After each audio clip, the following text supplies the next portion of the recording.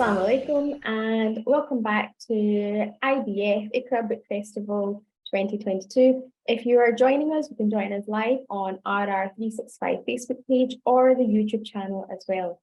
I now have the pleasure of introducing Medina Noor Whiteman, who has joined us again and who joined us previously in the first IBF.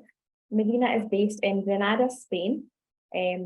And she also features in her own blog named Cave Mum.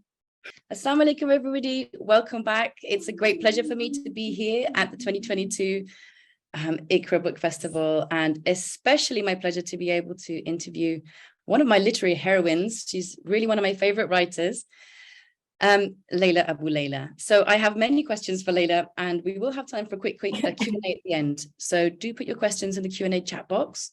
First off, I'm going to read a little bio for anyone who isn't familiar with Leila's work. Leila Aboulela was born in Cairo, grew up in Khartoum, and moved in her mid-20s to Aberdeen. She is the author of 5 novels. There's another one on its way in spring, which I'll be asking Leila about in just a bit. Her most recent one was Bird Summons. Also, there's The Kindness of Enemies, Minaret, and Lyrics Alley. She is the fiction winner of the Scottish Book Awards, and her work has received critical recognition and high profile for its distinctive exploration of migration and Islamic spirituality. She was the first winner of the Caine Prize for African Writing, and her story collection Elsewhere Home won the Saltire Fiction Book of the Year award. Leila's work has been translated into 15 languages, and she was longlisted 3 times for the prestigious Orange Prize. Her plays The Insider, The Mystic Life, and others were broadcast on BBC Radio, and she is the honorary president of the Society for the Study of Sudan and a fellow of the RSA. So without any further ado, welcome Leila. Assalamu alaikum. Alaikum salam, Medina. Thank you for this introduction, and salam alaikum everybody who's here this afternoon. How are you today? Fine, alhamdulillah, alhamdulillah. Happy to talk to you. You look very, behind you is like celestial background. Yes, I'm tuning in live from the North Pole. No, not really. I'm tuning in from a very bizarrely warm Spain in October. It's not meant to be this warm. So first of all, I wanted to ask, what drew you to writing in the first place? Because as I understand it, you trained in the sciences, is that right? Yes, I studied statistics in Sudan, and I came to the UK, actually, to the London School of Economics to do postgraduate work in statistics. But then my husband got a job in Aberdeen, and so we came here to Aberdeen with my small children. And so I started to feel very homesick for Sudan and kind of like out of place. And also at this time, it was 1990, it was the first of this like anti-Arab sentiment in the media following the first Gulf War. And so you had people in the street shouting at you, Saddam Hussein and things like that. So it kind of made me feel that I wanted to have things to say or express, and I've always loved reading, so I started to write, and so it kind of took off from there. How interesting. Was there anybody in particular who encouraged you in your craft? Well, my husband encouraged me. The first time he read a short story I had written, he was like, "I can't believe you wrote this," and so I was very happy. And you sent it off to a publisher or to a magazine? How did it work? Well, I started going to creative writing classes, and then once I was there, everybody was very encouraging, and then they told me you have to send your stuff out. So I started sending to small Scottish literary magazines, and then I got accepted, and then one thing led to the other, and then I found an agent, and then I published my first novel, The Translator. Yeah. How amazing, mashallah. It's for any up-and-coming writer, and I would love to, even though I am published in various things, I'm not, my first love was novels, and I always felt that that's what I really wanted to do, but it feels so daunting. So it's lovely to hear your story, because it does give a little glimmers of hope in some way, that there's a way, there is a path, but I'm going to ask you more about that later on. Sure. One of the things I particularly admire about your work, and I'm sorry if I get a bit fangirly here, is the way you present Muslim women's stories so effortlessly. It doesn't seem that they're beholden to cliches or polemics, and any, thorny questions, they seem to just come up in a very organic way. And it's very heartening to read this as a Muslim woman. It gives this tremendous sense of being seen and heard. Before I ask anything more about that, would you like to give us a short reading from Bird Summons to give listeners an idea of what I'm talking about? Sure. So maybe I could just start from the beginning then, and then I don't have to explain what the book is about. Okay. She had hired a coach. Then when the women started pulling out after the anger over the photo, a minibus. Then when the numbers fell sort of still further, a people carrier. Then when there was just the three of them, Salma decided to take her own car. She had fought a battle and lost. The next time the Arabic-speaking Muslim women's group held their annual election, she would be voted out and someone else would be in charge. She had misjudged the situation. How was I meant to know that the grave had been defaced? This was a lame defense. If her rivals in the group could find a news article and post it to the group chat, Salma hadn't done her research properly. But even if she had known, it wouldn't have deterred her. It certainly wasn't deterring her now. She still wanted to go and offer her respects. She still believed in the purpose of the visit, to honor Lady Evelyn Covebold, the first British woman to perform the pilgrimage to Mecca, to educate themselves about the history of Islam in Britain, to integrate better by following the example of those who are of this soil and of their faith, those for whom this island was an inherited rather than adopted home. Salma's determination stemmed from her recent restlessness. Ever since her last birthday, time seemed to be snagging. She would put her foot forward and find herself still in the same place, as if she was about to stumble. More than once, she found herself wondering, can I last till the end without giving up or making a fool of myself? In her argument to the Arabic-speaking Muslim women's group, she said, we might never understand what it's like to be the eldest daughter of the 7th Earl of Dunmore, or to have a townhouse in Mayfair and a 15,000-acre estate in the Highlands. But Lady Evelyn was a woman like us, a wife and a grandmother. She worshipped as we worship, though she kept her own culture, wore Edwardian fashion, shot deer and left instructions for bagpipes to be played at her funeral. She is the mother of Scottish Islam, and we need her as our role model. So this is how the novel starts. It's such an incredible premise. And I wanted to ask you, how did you walk us through the process of developing this idea? It's a very unique idea, first of all, integrating these different Muslim women's stories from history, from different parts of the world. There's a Sudanese character, there's an Egyptian character, and a Syrian character. And on top of that, you have somehow managed to thread through it references to Fariduddin Attar's Conference of the Birds. Is that right? Yes. How did you develop this unique concatenation of ideas? Well, there's, as you said, there's three women. There's Salma, the one I read about. She's the one who's Egyptian. And then she had, and there's Moni, her friend, Sudanese friend, and Iman. So the three of them end up going on this trip. And on the way, they stay in this converted monastery. So they stay in a cottage in the grounds of this converted monastery, and this is where they start to kind of experience weird kind of things, and strange things start to happen to them. And I know when we spoke, you said you wanted something a little bit for me to read some of the surreal parts. So this is when, this is the first time that that Iman, who is the youngest, this is the first time that she encounters the hoopoe bird. Okay.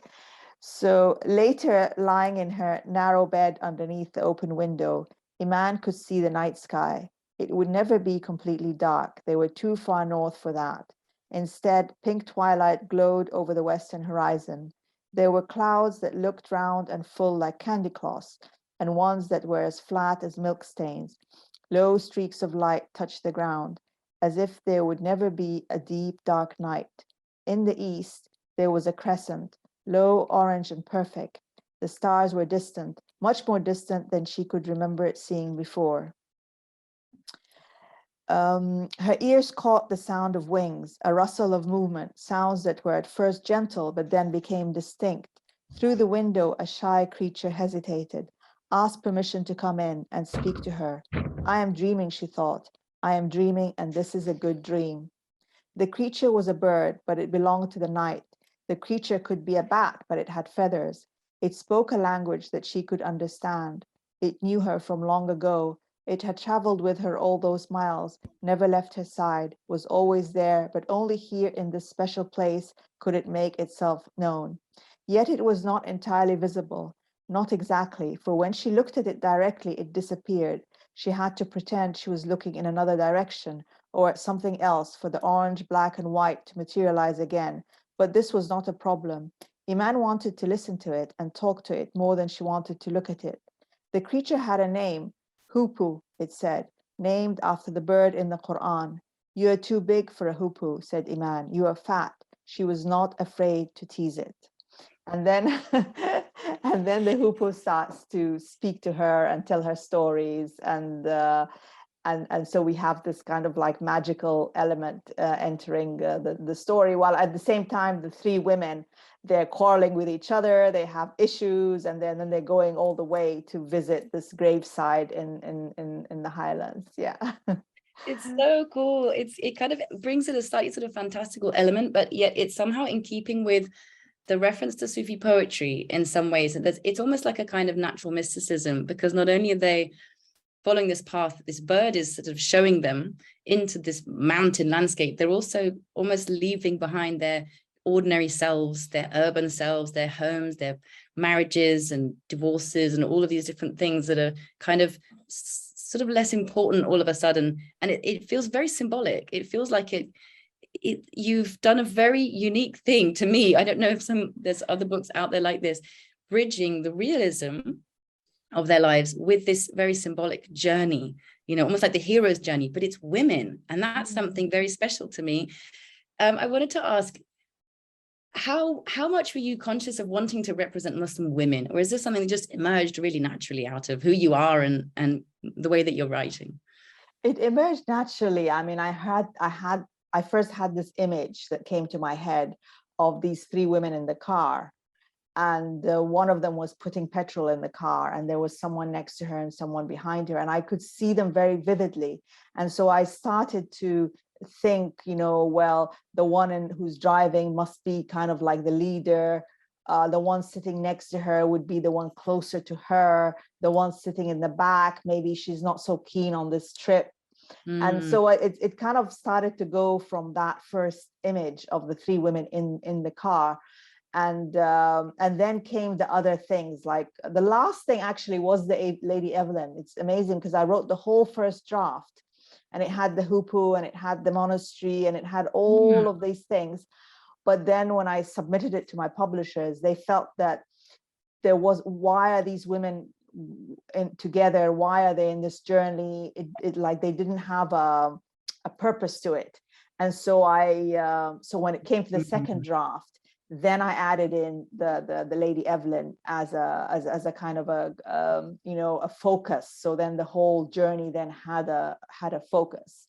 So it was almost like I had a lot of vegetables and kebab in the dish, and then Lady Evelyn was like a skewer, and she kind of like put all of these things together, and it kind of then the novel was fitted in all together. Yeah, that is such an interesting metaphor to you, but it does feel somehow appropriate, because it seems like there's a lot of layers of metaphor in this story, which is one reason I really loved it, and I wanted to go back and read it again. Was it a bit of a departure for you to take it in this slightly more magical realism direction? Is this something that you're going to pursue? It's a departure, and I'm not pursuing it for the time being, but it almost felt that the kind of writing I did before was very much like the realistic, the problems of the women and the kind of practical day-to-day life. But because this one, they were away from the city. As soon as I got them out of the city, and they were away from the mosque, and they were away from their husbands and from their children. So, and they were going up, and this idea of them going up in the Highlands, it kind of all started to feel a bit like mystical, and so I wanted to kind of like explore that more. And so that kind of like one thing led to the other. It's really beautiful, mashallah. You can tell you have a lot of writerly skill to be able to balance all these different things and weave them together so beautifully. Was it something that the Muslims who read the book, Muslim readers got? I mean, is this something that how was it received? Well, it was received. I think a lot of one of the nicest comments I got, from a Muslim reader was saying that that this is like the best representation she's ever read of Muslim women, that they seem so real. These women, they're practicing women. And then another comment was that there's no cliches, that these women are presented. There's not as a type. So these were three, usually when people do these novels where they have three friends, you'd have, oh, this is the type who's like this, and this is the type who's like that. But these women are not types. They're like, they're ordinary people, and they're facing the kind of challenges that the Muslim woman would face. I mean, one of them, she's happily married, but she's contacted by her old fiance, and so she starts texting him, and she feels guilty about that. And one of them is arguing with her husband about their son. She's got the disabled son, and the husband isn't relating well to the son, and he wants to move to Saudi Arabia and she wants to stay in the UK, and so she's got this conflict with her husband. And then Iman is this young girl who doesn't really have a career, and she's beautiful, but she's being kind of, her beauty is not working on her side. So some of these issues I just wanted to kind of like explore, and so it was nice to do that. Yeah. It sounds like so much fun. You make it sound so appealing. I want to write more now. It is great fun, and I love the research. I mean, once I had the hoopy, I wanted him to tell stories. So the stories that he tells are from Rumi, traditional Islamic mysticism, but he also tells Scottish folkloric stories. That's wonderful. So that was good. And then some of the other readers, you're asking about Muslim readers, but some Christian readers saw the echoes of the Pilgrim's Progress in it. They had, interesting. Yeah, and it was certainly one of the texts that I had read. So they saw that in it, and I think they liked it too, because the women were in a monastery. Some of the memories regarded the priests who had been living in the monastery. So there is a lot of Christianity in it as well. And one of the points I was making was that by us Muslims coming to Britain, we're coming to a place where there was a religion similar to our religion. Christianity in medieval times was very similar to Islam now. And I wanted to make this connection. And I think a lot of Muslims don't see this connection. They see themselves as being very different, and having no connection to the history of Britain. But we do have this connection because there were believers on this island who worshipped like we worship now. Yeah, it's a really amazing way to overcome this sense of polarity or polarization that it does seem to be emerging in the UK, in Europe, in many places, the US especially. But it seems to be something that is very concerning for Muslims probably anywhere, but British Muslims. And what I really love about this is that it's as much a Muslim novel as it is a Scottish one. It's one that seems very related to the earth, and it has this feeling that you don't have to choose, you don't have to be one or the other. There is this space in which it all kind of merges, and it's fine. We don't have to be too stressed and overthink it. And obviously we do have to think about it, and it's interesting to explore it, the history of it, but to have readers go into this imaginatively, I feel like it's a very interesting way to let people's defenses down. Would you say that's something that attracted you to writing? Oh yes, I mean that you can kind of like be yourself in the writing. And when I write, I don't look over my shoulder. I'm not sitting here thinking, oh, what's X, Y, and Z going to think of this? What are they going to think of me? I'm not that kind of person. I just want to, write the truth and put it out there. But what you said about the land, and I think it's one of the things I read, and I found it very interesting, was that Islam was the first religion in which people could worship anywhere. Like, we weren't, previous religions always were related to a temple. People could only worship in a temple or in a church. But in Islam, the whole world is our prayer mat in a way. So these women, when they're, part of what they're doing is that they're praying in places where it's very unlikely that another Muslim had prayed there before. They're reading Quran, and they're kind of connecting with nature in that way, which is it's a lovely experience for anybody who do come to the Highlands. Come and visit Lady Evelyn. You've made me very curious about her. I knew about her before, but now I hadn't thought of actually going to visit her grave, and now that's going to be on my to visit list, whatever you call it, not the TBR, not the to be read, the to be visited. I really, really like this point that you make about how Islam was the first religion where, the whole world is your mosque.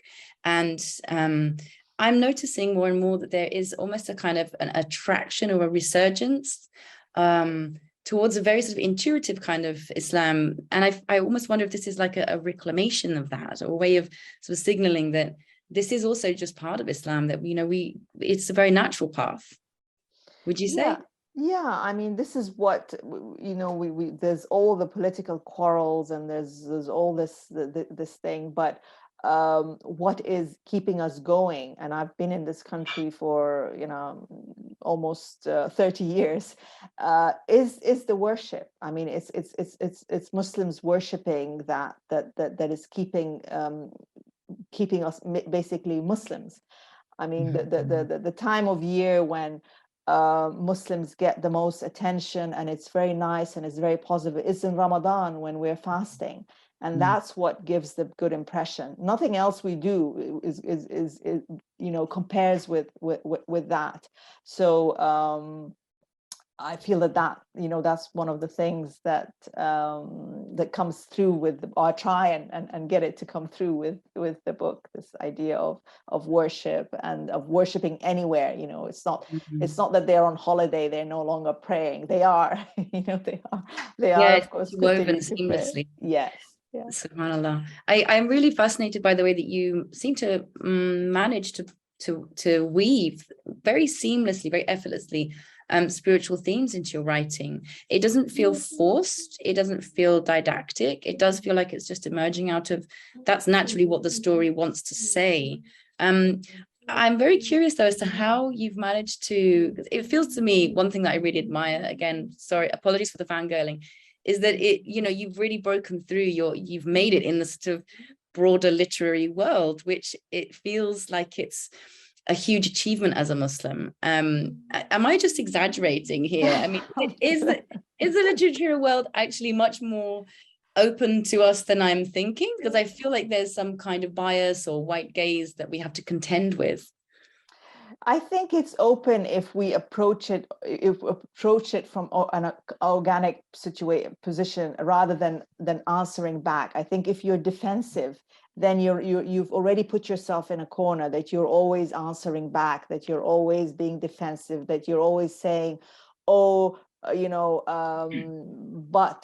this, but that. But it's better just to come across with something, something fresh, something that is, that don't, instead of clashing or always explaining and defending, and it's better just to come up with something that is and saying, well, this is how it is, take it or leave it. And people respond to the sincerity of that.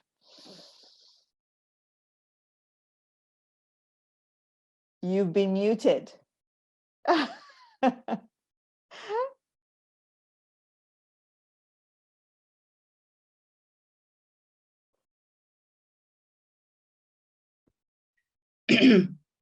Oh yes, I'm back. Sorry, I muted myself because yes. I had a coughing fit. I didn't want anyone to have to suffer through that. Thank you. That's a really, really brilliant answer. And I'm taking notes here. I hope everybody else at home is taking notes, because I think this is a really important point. And just to try and learn how to be ourselves and to inhabit that without always being on the defensive and being on the back foot. I think that's a really tremendous, not only is it a great way of living, it's also a great kind of dawah, because it means that it takes all that pressure off. It takes the fight out of it and the polemic out of it.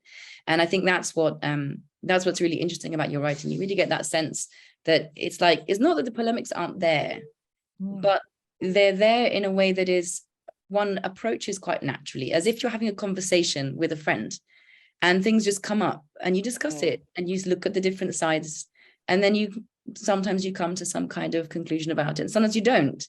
And some things are maybe left a little bit unanswered and hanging there, which is just like life, really. So that's, in a way, even with the symbolic and the mystical qualities of your writing, it still remains very realistic, which is something I admire a lot.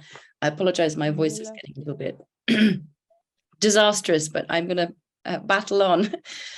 I'm also really happy to see African women portrayed in your writing. I feel this is a particular group that often gets neglected and erased from the picture. I get the feeling that you'll say that this is something that came very naturally, because it feels that you write just the way that you feel like writing. But how much have you been aware of this, the power of this representation? Well, I mean, I'm Sudanese. I grew up in Sudan, so I feel African. I'm comfortable with my African identity. So it's natural to write in that way, to write about the kind of women who are my friends or I grew up with. It kind of all goes together, I suppose. Yeah. Mashallah. To go back a little bit to the polemics that I mentioned before, could you speak to the challenges of writing about Muslims behaving badly? So I feel your writing is very honest and it's very compassionate, especially with this regard, is just to show that it depicts the humanity of Muslims, not as being perfect people, as being pious, as being, believers, as being worshippers and having practices, but not assuming that this makes them somehow saints. And this is a very interesting feature of our literary world as Muslims, because I think a lot of us are used to books sort of portraying the saints and, teachers and masters and people, prophets, of course, people who have achieved, sort of transcended a lot of these icky human questions. But is this something that you feel should be developed more? Do you feel Muslims are ready for this? You feel people are embracing this? Well, it's more fun to write about characters who have flaws, right? and it doesn't work really having saintly people in novels. It makes them kind of like wooden and kind of two-dimensional. But what I wouldn't do, for example, is that I wouldn't normalize what is haram. I wouldn't glorify things that are haram. I wouldn't make it like a good thing. I would have it, I would show it, but I wouldn't really be making it sound like that's normal, that's okay. No, it's not okay. I mean, you can have someone doing something haram, but then at the same time you're showing that it's not okay. You can have the two things together. And then that would work. Right. Yeah, and that's actually a really interesting arena. I mean, fiction is a great way for people to vicariously experience things and see what can possibly go wrong, right? I mean, it's an imaginative, exploratory sphere. Did you have to have any discussions with your agent or your publisher about how you portrayed Islam?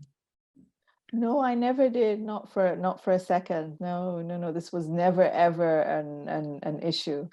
I don't even think about Islam as being something I portray as being a separate thing. I just think of it as all being together. It's just all part of the characters, and the character, they have a race, they have a socioeconomic position, they have a job, they have and then of course they have a faith and a degree of practice. So it all, for me, it all comes together. It's not like a separate thing that I plonk onto the work. And connected to that, what would you say what do you think about this, the social responsibility of writers? Because there is a sort of a question about writing, you know, art for art's sake, and art shouldn't have to care about its effects in the world. But my feeling is always that writers have a tremendous power, because you have these willing listeners, willing readers who are sort of captive, and they're you know, imbibing the messages that you're giving them. Yeah, what would you say about that? I think it's a complicated situation, because obviously I wouldn't want the writer to feel that they're being censored, or that they're being told don't do this or say this or don't say this. And I don't think that that's it's not a good situation to be in. In some circles, they do believe that the literature is just, writing is just like it's like a dream. So if dreams are not, you're not accountable for your dream, therefore you're not accountable for your imagination, therefore you can write whatever. So this is a point of view, but as I said before, in my, you know, that's just me speaking, I wouldn't,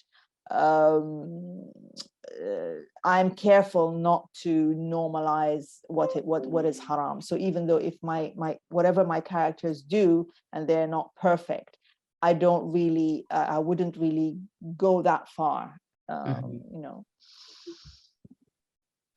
It's so interesting talking with you. I wish we could just sort of chat with a cup of tea. It's almost surreal to be doing this through Zoom. Inshallah, one day. Inshallah, one day soon. Before we go to Q&A, and I invite anybody who's listening to drop their questions in the chat box, could you tell us a little bit about your new novel, which is out in spring? Yes, it's coming out, inshallah, in March 2023. It's called River Spirit, and it's set in the 19th century Sudan. It's a kind of like a historical novel. And what happened interestingly at that time is that a man in Sudan, a religious man, or someone who people respected and thought well of, he had a dream in which the Prophet Muhammad ﷺ told him that he was the Mahdi, that he was the expected Mahdi. And so he galvanized the Sudanese into a revolution against the authorities, which at the time happened to be the Muslim Turkish Egyptian authorities. Of course, he wasn't the Mahdi, the expected Mahdi that's mentioned in the hadith. And so the ulama at the time, the ulama in Khartoum, knew that he was not, figured it out. They tested him and they realized that he wasn't the real person. But the population followed him and said that the ulama are just, you know, government. They're just government scholars. They're just towing the government line. And so it was a time of unrest, and it was a very disastrous time. And it ended up with the British invading Sudan, and Sudan becoming a British colony. So it's this historical background. I tell this history through characters, through you know, a love story, through the through the characters who are part of this. One of them is a young girl, one of them is a soldier, one of them is one of the ulama himself. And to me, this was quite a big challenge to write from the point of view of a man who's been educated in the Azhar, who's a sheikh, who's, you know, but he's young though, but so that's been quite exciting for me. But I did a lot of research, and it was great fun. So I hope people enjoy it. Well, that sounds fascinating. And I'm so envious of the research element. That sounds like such a juicy time period to be researching all these different interlocking, that's not the right word, overlapping elements of colonization and religion and religious revival. And then on top of that, you're bringing in a very human story, again, of love stories. And this is what makes your work so, mashallah, so special. We have a couple of questions. Sure. First of all, do you see yourself in terms of an African Muslim or British or Scottish Muslim, or maybe none of these? Well, probably all of these. And Sudanese as well, I guess. I guess because it's true that I'm using not only because of who I am, but because of I'm using all of this in the writing. You know, I'm bringing all of these things in together, and I move within this circle. This is where my interest lies. Yeah. MashaAllah. I have a question from a friend who is a Canadian Sudanese writer, and she says, hi. Hi. Hala. She asks, could you tell us a bit about the process of getting published as a Muslim, and what kind of supports do you envision for the future? Well, I think there's lots of support, because publishers now are looking for more diverse writers, and so there's a lot of opportunities out there where, you know, the publishers are looking for diverse voices. They're interested in minority communities. They're interested in and just widening what is out there. I think the important thing is to write well. It's not, don't get so bogged down with worrying about it being you're a Muslim or not a Muslim. You know, just focus on improving your craft. Writing better, reading more, joining, maybe doing a degree or joining a writing group. I think that's probably the right way to go. Yeah. Wonderful. It's very good. Well, another question was, what advice would you have for would-be writers? Well, that goes the same way, that in improving your skill, reading good fiction, because writing is an extension of reading. Getting a degree or getting doing a writing course, going on a writing retreat, and looking out for opportunities for mentoring, looking out for there's lots that you can do to improve yourself. There's books on how to write, how to improve your writing. There's also all these things that are available. Yeah. Wonderful. I wanted to ask you very quickly as well about your plays. And now I have to say, I haven't heard, I'm guessing these are radio plays. I haven't actually heard them. I would love to track them down somewhere. Is there a way of tracking them down online? No, that's the problem with the radio plays. Once they're broadcast, to get repeated, they have to pay all the actors, and it's all complicated. So that's why they kind of disappear. Of course, I can publish the script, and I've done that in some cases, but it's very difficult to get to listen to a broadcast. Yeah. Would you say there's anything special that you would add to your advice about writing specific to plays and scripts? To plays. Well, again, you have to, because writing is an extension of reading. So if you want to write plays, you have to read a lot of scripts, or listen to a lot of radio plays, or go and attend theater plays, or watch plays on TV. And you can get hold of scripts. Some are published and available. And then sometimes, like there'll be also courses on script writing, specific courses on script writing. That's something also that's worth pursuing. Is this something that you do, by the way? Do you offer courses like master classes and things like this? Sometimes, yeah. Once in a while, I do get asked by an organization to do a class for them, and then I do a class. So I've done that in the past. Yes. That's very good to know, because I would totally hire you. Sure. So just follow me on Facebook or Instagram, and I always put, if I'm doing something, I would post about it, and then people can sign up. And in person and online, or both? Both, yeah, both. Yeah, both, yeah. That's wonderful. So, yeah, did you feel, this is another really random question, but did you feel that the pandemic influenced the way that you wrote? Oh, I loved it in terms of writing, because it was just so, I could focus for days and days, weeks and weeks. I never had that. There was always be like I'd travel, or there was be some kind of disruption.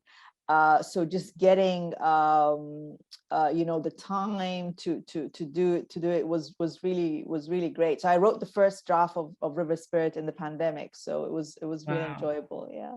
I have a friend who's she's been asking me, she's based in Australia. She says she's got 10 years of journals. She wants to turn them into a book, but she's waiting for waiting for the opportunity to take a month off and go like to the outback and rent a cabin. And I was like, is it really necessary to do that? Is there a way to create that kind of cabin, like a virtual sort of cabin in your life without taking that month off? Well, that was the pandemic, wasn't it? I mean, Right. the thing with going to retreats work for people like you're talking about your friend. For me, it doesn't really work because I get distracted by the place. I mean, if I was in a cabin in the middle of the desert, I'd be like, oh, the desert, oh, I'm scared. What if something happens? I'll be just so distracted. I wouldn't feel comfortable enough to write. Yeah, so. Oh, we have one very last question from Nadine Patti. Would you come down to Glasgow to do a workshop if we ever have an in-person Iqra Book Festival? Sure, inshallah, inshallah. I look forward to doing that. Yes. Inshallah, and I'll be there. I think that's all the time we have now. So thank you so much. This has been such an insightful and fun, enjoyable interview. And inshallah, we speak again soon. Inshallah. I hope everybody enjoys the rest of the festival. Thank you so much for inviting me to be an interviewer, and take care. All the best. Okay, all the best to you too, Medina. Bye-bye.